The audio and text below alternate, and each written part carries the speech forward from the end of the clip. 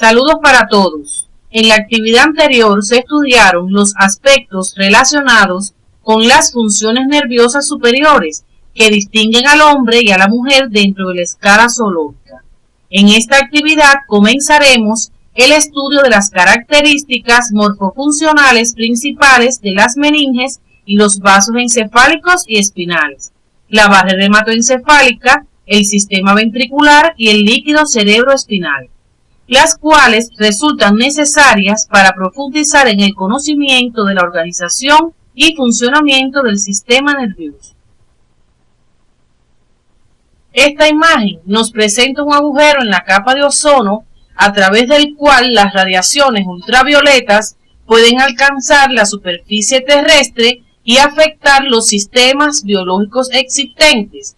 ¿Se han preguntado alguna vez cuáles son las capas que envuelven al encéfalo y la médula espinal para protegerlos de agresiones externas?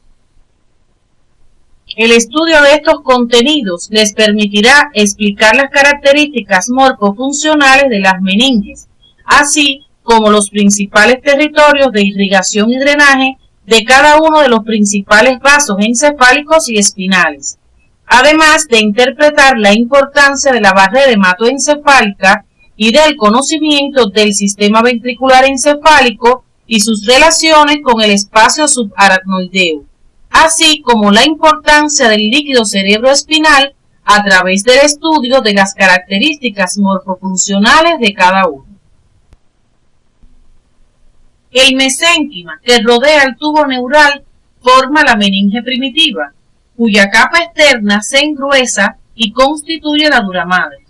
Las células de las crestas neurales se mezclan con el mesénquima de la capa interna de la meninge primitiva y forman la aracnoides y la pía madre. De esta forma quedan constituidas las meninges, organizadas en capas de tejido conectivo que brindan protección al encéfalo y la médula espinal, conjuntamente con las estructuras óseas y el líquido cerebroespinal. De la superficie a la profundidad se denomina dura madre, aracnoides y pía madre. Estas, al igual que los vasos sanguíneos encefálicos y espinales, constituyen elementos morfológicos imprescindibles para la integridad morfofuncional del sistema nervioso, por su participación en la fijación, protección y nutrición de las distintas porciones del sistema nervioso central. Las meninges topográficamente se dividen en encefálicas y espinales, pero mantienen continuidad morfológica y deben de estudiarse de conjunto. La alta incidencia de las afecciones de las meninges, el sistema ventricular encefálico y los vasos sanguíneos en distintas etapas de la vida hace muy pertinente su estudio para la formación médica. La dura madre está constituida por tejido conectivo denso y se dispone en estrecha relación con el periósteo de los huesos del cráneo. Está fuertemente adherida a la base del cráneo y con menor firmeza a la bóveda, lo que hace a la zona calvárea vulnerable a la formación de acúmulos de sangre entre ella y la dura madre, los que se denominan hematomas epidurales. En la imagen que se observa, en la que se ha levantado parte de la pared ósea del cráneo, puede verse el recorrido de la arteria meningea media en la superficie de la dura madre. Esta disposición favorece su susceptibilidad a formar hematomas en esta zona durante los traumas craneales. La dura madre a nivel encefálico está caracterizada por formar expansiones que sirven de tabiques de separación y al mismo tiempo fijan y protegen las grandes partes del encéfalo. Entre los hemisferios cerebrales, por encima del cuerpo calloso, está la hoz del cerebro, que contribuye a mantener los hemisferios cerebrales en su posición. Entre el cerebelo y los lóbulos occipitales del cerebro se encuentra la tienda del cerebelo. Otros tabiques de menor significación son el que cubre y da fijación a la hipófisis, denominada diafragma de la silla turca, y la hoz del cerebelo. Otra característica distintiva de la dura madre encefálica es la presencia de un sistema de conductos de paredes rígidas llamados senos venosos, a través de los cuales circula la mayor parte de la sangre venosa del encéfalo hacia las venas yugulares internas. Los senos venosos más pequeños desembocan en otros de mayor calibre y así sucesivamente hasta llegar al seno transverso, que tiene un diámetro notable. Estos senos lateralmente y a través de los senos sigmoideos drenan la mayor parte de la sangre venosa de la cabeza hacia las venas yugulares internas antes mencionadas. Uno de los senos más importantes es el seno cavernoso, que está situado a ambos lados de la silla turca del esfenoides. Un corte frontal del mismo nos permite observar en su interior a los 3 nervios motores oculares y al ramo oftálmico del trigémino en su trayecto hacia la órbita, además de la arteria carótida interna en su porción intrapetrosa. Los accidentes que se producen a este nivel pueden afectar no solo la circulación de sangre por el seno, sino también al funcionamiento de las estructuras anatómicas relacionadas. Es importante profundizar en estos contenidos porque en ocasiones la parálisis de un nervio motor ocular está traduciendo una trombosis del seno cavernoso u otro cuadro de gravedad para la vida del paciente. La imagen que se presenta corresponde a un corte frontal por la técnica de resonancia magnética en la región de la silla turca. Esta permite apreciar con toda claridad la presencia de la arteria carótida interna y de los nervios motores oculares a nivel del seno cavernoso de la dura madre. En el estudio independiente se podrán precisar los nombres propios de los distintos senos y su localización en el espesor de la dura madre. La dura madre espinal es continuación de la dura madre encefálica. Tiene una organización más simple y está separada de la superficie interna del canal vertebral por un espacio que será estudiado posteriormente. La membrana meningea, que ocupa una posición intermedia, se denomina aracnoides. El tejido que la forma es conectivo más laxo y se caracteriza por estar poco vascularizada y presentar 2 capas, una que se adhiere a la dura madre y otra que forma trabéculas, lo que permite su unión con la pía madre o meninge más interna y garantiza la existencia de un espacio entre ellas denominado espacio subaracnoideo. Una de sus características importantes es la presencia de las denominadas granulaciones aracnoideas, que tienen como función la absorción del líquido cerebroespinal. En el CD de neuroanatomía clínica pueden conseguir una fotografía real de las granulaciones aracnoideas en el área de daña al borde superior de los hemisferios cerebrales. La más profunda de las membranas meningeas es la pía madre. Esta es muy vascularizada y está fuertemente adherida al tejido nervioso. Es la membrana más interna y mantiene una relación muy estrecha con el tejido nervioso, ya que penetra en la profundidad de los accidentes de la superficie encefálica y espinal y acompaña a los vasos encefálicos cuando estos penetran en el tejido nervioso. Entre las distintas membranas meningeas se forman espacios de interés para la práctica médica. El espacio epidural, que solo existe a nivel espinal entre la dura madre y la superficie interna de las vértebras.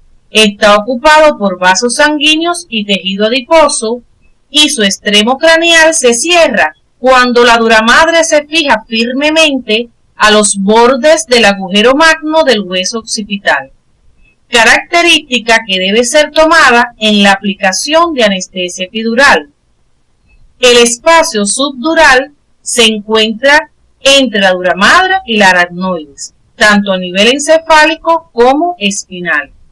Y el espacio subaracnoideo está situado entre la aracnoides y la pía madre y contiene líquido cerebroespinal.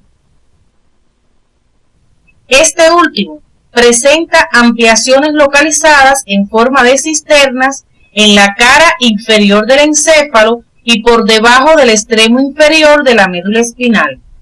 El líquido cerebroespinal es particularmente abundante a nivel de las cisternas encefálicas y espinal. Sobre su importancia, puedes profundizar en tu estudio con las orientaciones que se te ofrecen. Como quiera que el tejido nervioso es uno de los más susceptibles a sufrir daño por diferentes agentes, es muy importante que todos los mecanismos de defensa garanticen la protección de su célula fundamental. En este caso, nos referimos a las neuronas, células que carecen de la propiedad de dividirse. Recordemos que ellas, una vez que se originan, se diferencian y se especializan, y nunca más vuelven a dividirse. De ahí la necesidad de protegerlas. Además de las membranas meníngeas, el tejido nervioso dispone de otros mecanismos de protección, dentro de los cuales se destaca la barrera hematoencefálica, la que está constituida por el conjunto de estructuras que se interponen entre la sangre de los capilares y el tejido nervioso. Sus componentes son endotelio continuo del capilar tipo 1, membrana basal continua del capilar tipo 1 y el pie del astrocito. En el esquema se observa cómo se disponen los componentes de la barrera hematoencefálica. Especial atención merecen los astrocitos, cuyos pies, en contacto directo con los capilares, son un componente fundamental de la barrera hematoencefálica. El sistema ventricular es un conjunto de cavidades de diferentes formas definitivas y capacidad, localizadas en el interior de diferentes estructuras encefálicas, que han quedado como resultado de las transformaciones de las cavidades de las vesículas cerebrales. El sistema ventricular está formado por los ventrículos laterales situados en la profundidad de los hemisferios cerebrales, el tercer ventrículo situado en el diencéfalo entre los tálamos ópticos y el cuarto ventrículo situado entre el cerebelo y el tronco encefálico. Están llenos de líquido cerebroespinal producido por unas formaciones vasculares especiales llamadas plexos coroideos, localizados en su interior. Los ventrículos mantienen comunicación entre sí y en el caso particular del cuarto ventrículo tiene comunicaciones además con el canal central de la médula espinal y con el espacio subaracnoideo, a través de los orificios que presenta el velo medular inferior en el techo del cuarto ventrículo. La existencia de estructuras productoras de líquido cerebroespinal dentro de los ventrículos, las comunicaciones entre ellas y con el espacio subaracnoideo, y la existencia de las granulaciones aracnoideas relacionadas con los senos venosos antes estudiados son condiciones suficientes para explicar la circulación constante del líquido cerebroespinal. La circulación del líquido se produce libremente entre el espacio subaracnoideo encefálico y espinal, lo que confiere al espacio subaracnoideo una gran importancia para la práctica médica en general, por sus comunicaciones con el sistema ventricular del encéfalo y su fácil acceso a través de la punción lumbar. Los desequilibrios entre la producción y reabsorción del líquido o el estrechamiento o cierre de las comunicaciones entre los ventrículos traen consecuencias negativas para la integridad morfofuncional del sistema nervioso y requieren de atención médica especializada. Cuando estos defectos ocurren antes del nacimiento, ocasionan fenómenos muy negativos para las estructuras nerviosas que es posible diagnosticar intraútero a través de técnicas imagenológicas. La imagen demuestra la dilatación de los ventrículos laterales de un feto portador de una acumulación de líquido cerebroespinal, conocida como hidrocefalia. En el capítulo de cerebro del CD de Neuroanatomía Clínica podrás conseguir información complementaria en este sentido. Como has podido ver, las membranas meníngeas y el líquido cerebroespinal juegan un papel fundamental en la protección de las estructuras del sistema nervioso central, pero este requiere como su principal prioridad de una adecuada irrigación.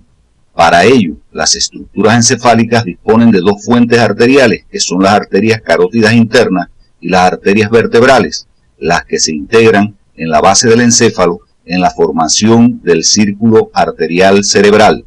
Las características morfofuncionales del líquido cerebroespinal deben profundizarlas en el estudio independiente. Las dos fuentes arteriales de irrigación de las estructuras encefálicas son la arteria vertebral y la carótida interna. Las arterias vertebrales, ramos de la segunda porción de la arteria subclavia, penetran en la cavidad craneal a través del agujero magno y se dirigen al surco bulboprotuberancial, donde se unen formando la arteria basilar, por lo que constituyen el sistema vértebro-basilar. En su recorrido, las arterias vertebrales desprenden ramas arteriales para la parte más próxima de la médula espinal, la médula oblongada y parte del cerebelo. La arteria basilar desprende ramos que irrigan el puente y parte del cerebelo y termina bifurcándose a nivel del surco pontopeduncular en las arterias cerebrales posteriores. El territorio de distribución encefálico de este sistema arterial vértebro-basilar debe ser profundizado en el estudio independiente según se orienta en el CD. El sistema carotídeo está formado por las arterias carótidas internas, ramos de las arterias comunes o primitivas. Estas arterias penetran en la cavidad craneal por los agujeros carotídeos externos en la base del cráneo, recorren la porción petrosa del hueso temporal y aparecen en la cavidad craneal por los agujeros carotídeos internos, primero dentro de los senos cavernosos de la dura madre a los lados de la silla turca y posteriormente en el interior de la cavidad craneal. De estos troncos arteriales parten varias ramas arteriales, señalaremos como las más importantes las arterias cerebrales medias como continuación directa de las carótidas y las arterias cerebrales anteriores. En la cara inferior del encéfalo, por delante del tronco encefálico, se produce el encuentro e integración de dos sistemas arteriales, el vértebro basilar y el carotídeo. Esta unión se establece a través del círculo arterial cerebral. Este círculo permite la redistribución adecuada de la sangre arterial que entra a la cavidad craneal por ambos sistemas, a través de las arterias cerebrales, las que se ramifican abundantemente, dando ramos corticales y medulares que alcanzan las estructuras profundas de los hemisferios cerebrales, permitiendo la formación de anastomosis entre sus ramos terminales, en las zonas límites entre sus territorios. En el cuadro podemos ver cómo está constituido.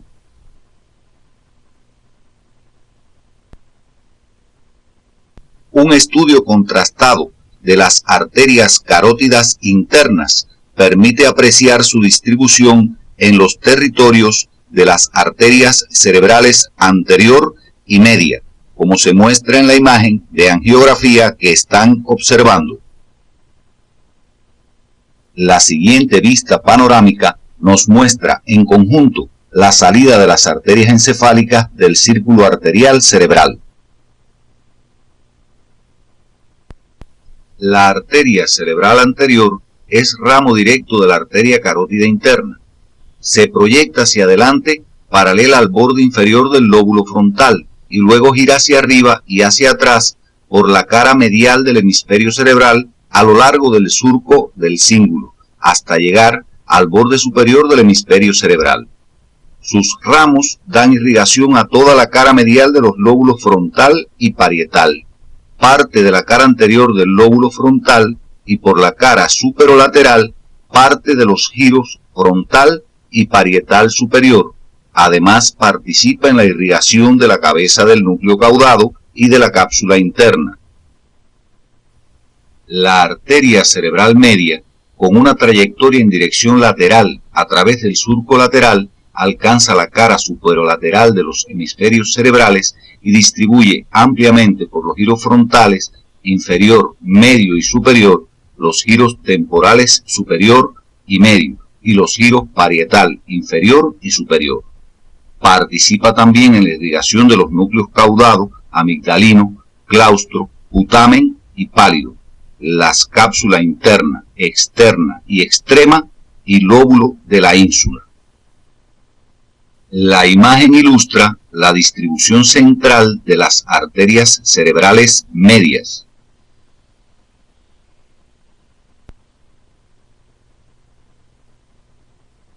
Las arterias cerebrales posteriores irrigan el extremo posterior del hemisferio cerebral por todas sus caras, estableciendo anastomosis con ramos de las arterias cerebrales anteriores y media. Además, irrigan el tálamo óptico, parte posterior de la cápsula interna y parte del techo mesencefálico. A su entrada a la cavidad craneal, las arterias vertebrales desprenden ramos que se dirigen en sentido contrario y van a irrigar la médula espinal y parte inferior del tronco encefálico. Ellas también emiten ramos para el cerebelo, el que dispone de dos arterias en su cara inferior y una en la cara superior. Sobre la irrigación del cerebelo pueden profundizar en el capítulo correspondiente del CD de neuroanatomía clínica. La imagen que se muestra ilustra en vistas anterior y posterior el origen y trayecto de las arterias espinales. Es necesario enfatizar, por su importancia, en la forma en que estos vasos son abastecidos a intervalos por vasos segmentarios. Ello permite que, a pesar de su pequeño calibre, no desaparezcan al avanzar en su trayecto. El pequeño diámetro de estos vasos explica su vulnerabilidad a la obliteración en ciertas enfermedades degenerativas como la aterosclerosis, lo que puede conducir a déficit de las funciones medulares. La sangre de retorno de la circulación encefálica es enviada a los senos venosos de la dura madre, que se encarga de conducirla principalmente hacia la vena yugular interna, que constituye la vía de drenaje más importante del encéfalo. Las venas encefálicas se dividen en superficiales y profundas. Estas últimas concentran su drenaje en una vena que vierte la sangre directamente en el seno recto y que, debido a su tamaño, ha sido denominada vena cerebral magna. El drenaje venoso de la médula espinal se realiza a través de los plexos vertebrales, los que mantienen una constante comunicación con las venas segmentarias en las distintas regiones del cuerpo, así como las venas encefálicas por su continuación con el plexo basilar.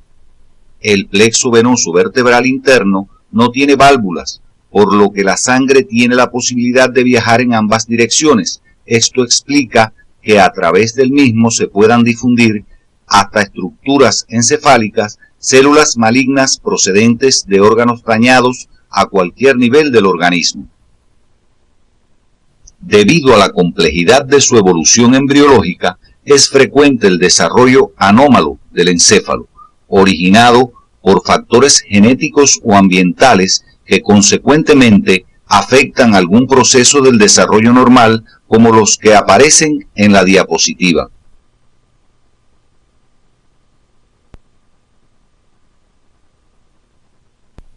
La anencefalia o exencefalia. Esta grave malformación se debe a falta de cierre del neuroporo anterior o porción más cefálica del tubo neural. Como consecuencia, no se forma bóveda craneana y el tejido encefálico queda expuesto sufriendo degeneración.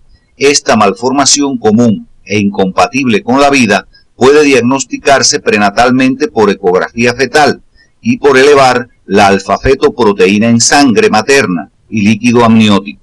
El consumo de ácido fólico antes y durante el embarazo puede prevenir en un 70% estos casos. La hidrocefalia es una malformación debida al deterioro de la circulación y absorción del líquido cerebroespinal y, en ciertos casos poco frecuentes, al aumento de producción de este líquido por un adenoma del plexo coroideo. La causa más común es una estenosis congénita del acueducto cerebral, impidiendo la circulación del líquido cerebroespinal hacia el cuarto ventrículo, lo que provoca una dilatación de los ventrículos laterales que presiona el encéfalo contra los huesos de la bóveda. Dado que en vida prenatal y en el lactante las fisuras fibrosas no están fusionadas, se expande el encéfalo y aumenta la circunferencia cefálica. Esta malformación puede tener diagnóstico prenatal por ecografía. Diversas malformaciones se producen por defectos en la diferenciación y crecimiento de los hemisferios cerebrales. La holoprosencefalia, malformación grave y relativamente frecuente, se debe a factores genéticos y ambientales. La diabetes materna y teratógenos como el alcohol pueden destruir células del plano medio del disco embrionario en la tercera semana y afectar la formación del prosencéfalo. Por lo general, esto causa anomalías faciales. En la microcefalia, la bóveda craneal y el encéfalo son pequeños, pero el tamaño de la cara es normal. Múltiples defectos pueden cursar con macrocefalia, entre ellos la hidranencefalia, malformación en la que el tronco encefálico se encuentra relativamente intacto y el resto del encéfalo está lleno de líquido cerebroespinal y ausencia de los hemisferios cerebrales, como se observa en la resonancia magnética que están observando. Se cree que el defecto se deba a una obstrucción temprana en las arterias carótidas internas. En la agenesia del cuerpo calloso hay ausencia total de esta estructura, como puede verse en la resonancia magnética que están observando. Esta malformación puede ser asintomática, pero son frecuentes en ella las convulsiones y el retraso mental. Los defectos que acontecen durante la formación del cráneo se asocian con frecuencia a malformaciones congénitas del encéfalo o las meninges. Frecuentemente, el defecto se sitúa en la porción escamosa del occipital, que puede faltar total o parcialmente. Por lo general, cuando el orificio es pequeño, se hernian únicamente las meninges y se trata de un meningocele craneal, pero cuando el defecto es mayor, se hernian las meninges y parte del encéfalo, formando un meningoencefalocele. Si la porción del cerebro que se hernia contiene una parte del sistema ventricular, la malformación se denomina meningohidroencefalocele, como se observa en la proyección. El grado de déficit neurológico depende de la extensión de la lesión y los tejidos comprometidos. Otras anomalías congénitas del encéfalo se deben a alteraciones de la histogenia del tejido nervioso. La histogenia anómala de la corteza cerebral puede originar defectos como la lisencefalia o la presencia de bandas o núcleos heterotópicos resultantes de fallos en la migración neuroblástica, que clínicamente pueden dar lugar a convulsiones y varios tipos de retraso mental. En la imagen se aprecia heterotopia periventricular en el cerebro parietal, como indica la flecha, producto de neuroblastos que no lograron migrar y se diferenciaron en neuronas a ese nivel. A modo de resumen de los aspectos tratados, podemos señalar que las meninges son membranas de tejido conectivo que protegen los órganos del sistema nervioso central, entre las cuales existen espacios, dentro de los que merece destacarse por su importancia el espacio subaracnoideo. Los principales vasos arteriales encefálicos parten del círculo arterial cerebral, el que a su vez se constituye a partir de los sistemas vértebro-basilar y carotídeo. La barrera hematoencefálica está constituida por la pared del capilar continuo y el pie del astrocito, y participa de forma importante en la protección de las estructuras del sistema nervioso central.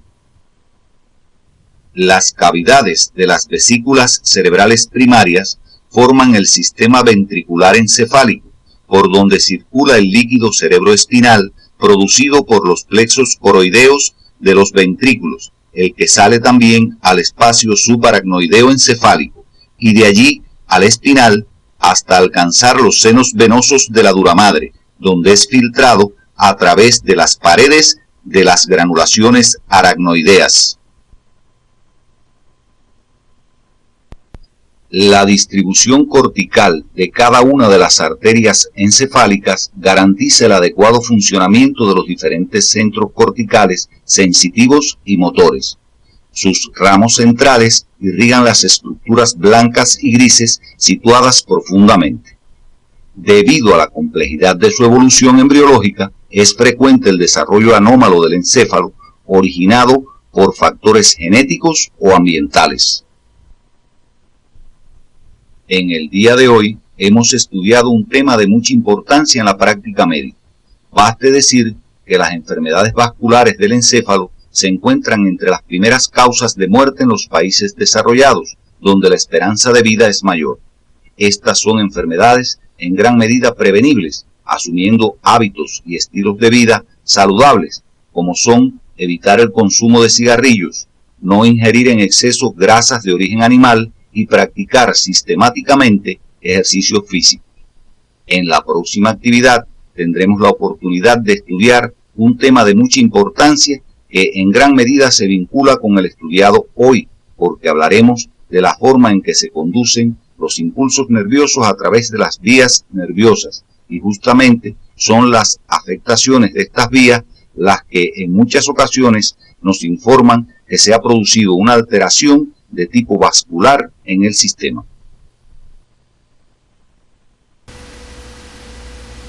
La producción de grandes cantidades de dióxido de carbono por parte de muchos países industrializados favorece el sobrecalentamiento de la atmósfera y genera un efecto invernadero con cambios significativos en las condiciones de vida en la Tierra. Cuidemos nuestro planeta de la misma manera que las meninges y los vasos sanguíneos protegen y aseguran el funcionamiento del sistema nervioso.